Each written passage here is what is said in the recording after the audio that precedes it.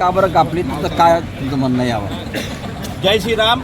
मी doctor Kawaljeet Pande, प्रदेश अध्यक्ष राष्ट्रीय श्रीराम सेना. आम्ही एक हिंदुत्वादी संघटना चालवतो आणि भारतीय जनता पार्टीचे सक्रिय कार्यकर्ता असून मागील 15 वर्षापासून पार्टीसाठी आम्ही लढत आहोत आणि हिंदुत्व संघटना असल्याचे आणि आम्ही जितकेही आंदोलनं आहेत, विराट मोर्चे आहेत, सर्व याच्यात आम्ही सहभागी राहतो, आम्ही आमचं आयोजन करतो. पण भारतीय जनता पार्टीने आमचं तिकीट कापण्याचं कारण असं वाटत आहे की एक तर घराणेशाही आणि पाटीलकी लावलेली आहे. जे म्हणतात भारतीय जनता पार्टीचं म्हणणं आहे की आम्ही घराणेशाही करत नाही, मग पाटीलकी शाही का करता बा तुम्ही? हां, इथं घराणेशाही करून तुम्ही पक्षातले पदाधिकारी असून त्यांच्याच नातेवाईकांना तिकीट, कोणी मावशीचं पोरग आहे, कोणी साडीचं पोरग आहे. प्रभाग क्रमांक 11 मध्ये आमच्या तिकीट देण्यात आली, तो त्यांच्या साडीचं पोरग आहे म्हणून त्याला तिकीट दिली. कोणाच्या साडीचं? कोणते आहे? दिनेशजी सुरवेंची आहे.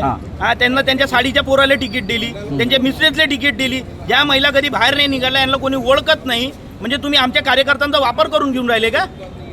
आम्ही काय फक्त आमच्यावर अन्याय सहन करत राहू? प्रत्येक वेळेस आम्ही कार्यकर्ता आंदोलन करतो, सगळ्या गोष्टी सहभाग करतो, आम्ही कार्यक्रम करत आहे, प्रभागात आम्ही लोकांच्या परिचयात राहू.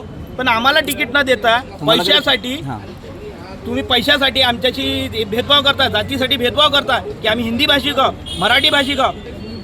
प्रभाग क्रमांक 12मध्ये प्रभाग क्रमांक 12मध्ये 3 टर्मचे नगरसेवक राहिलेले सुनीलजी मेहरे साहेब आहेत. जेव्हा भारतीय जनता पार्टीचं काहीच हे नव्हतं, अस्तित्व नव्हतं, त्यावेळेसचे ते नेते होते, नगरसेवक होते. त्या व्यक्तीच्या निर्देशनाचा त्यांच्या व्यायामशाळेचे अध्यक्ष असताना त्या व्यक्तीला तिकीट दिली नाही आहे.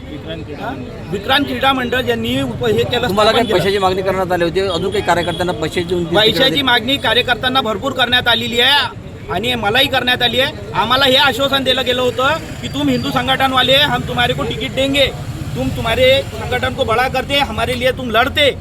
हाँ, हर कार्यक्रम मध्ये तुम्ही आम्हाला जम बोलवता, आम्हाला कार्यकर्ता जमा करायला लावता, आम्हाला मागण्या करता की भाई हे नाश्त्याची व्यवस्था करणं, हे व्यवस्था सारे तुम करणार. मग आमच्या वेळेस का अन्याय करता तुम्ही? आता नेमकं काय झालं? तुम्ही कोणाला जाब विचारला? आता तर जाब आम्ही वरिष्ठांनाच विचारणार, जे स्थानिक लेवलचे नेते आहेत, हे मोठ्या मोठ्या मुलाखती घेत होते. काय झालं नेमकं? आता काय झालं? ऍक्शनला काय झालेलं? आता तर ते आता साधू संत आहेत आमचे जे शक्ती महाराजजी, त्यांच्याशी काहीतरी त्यांनी वाद घातला आणि शिवगाड केली असं हे आहे. तुम्हाला पैसे मागण्यात आले होते का? तुम्ही सांगितलं की तुमच्याकडे काही ऑडिओ क्लिप आहे, काही कार्यकर्ते? माझ्याकडे ऑडिओ क्लिप आहेत.